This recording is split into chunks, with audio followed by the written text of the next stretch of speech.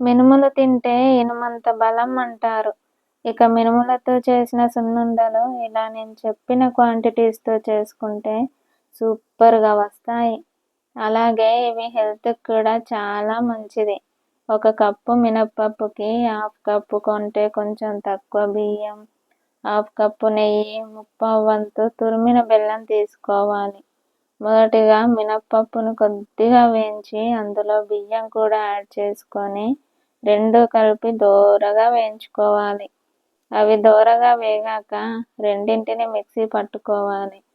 మరీ మెత్తగా కాకుండా కొంచెం బిబ్బిరిగా ఉంటే సున్నుండలు మరింత టేస్టీగా ఉంటాయి.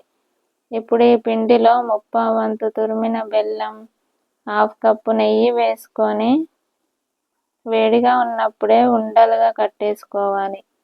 అంతే, పర్ఫెక్ట్ టేస్ట్‌తో సున్నుండలైతే రెడీ అయిపోతాయి.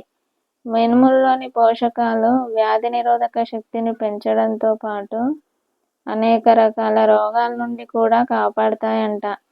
మినుములు జీర్ణక్రియను మెరుగుపరిచి బలాన్ని చేకూరుస్తాయంట.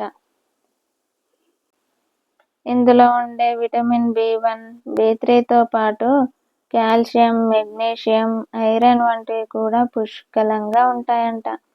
మినుముల్లో మంటను తగ్గించే యాంటీ ఇన్ఫ్లమేటరీ గుణం ఉంటుందంట. గాయాలు, నొప్పులతో బాధపడే వారికి మినుములతో తయారు చేసిన ఆహారం వడ్డిస్తే చాలా మేలంట. ఇంకేం, మీరు కూడా త్వరగా చేసేసుకోండి సున్నుండలు. ఎవరికైనా సున్నుండలు కావాలా? మీ ఇంట్లో కూడా ఈ విధంగానే సున్నుండలు చేస్తారా? మీకు ఈ వీడియో నచ్చిందా? నచ్చితే లైక్ చేసి, షేర్ చేసి, సబ్స్క్రైబ్ అవ్వండి. Bye friends.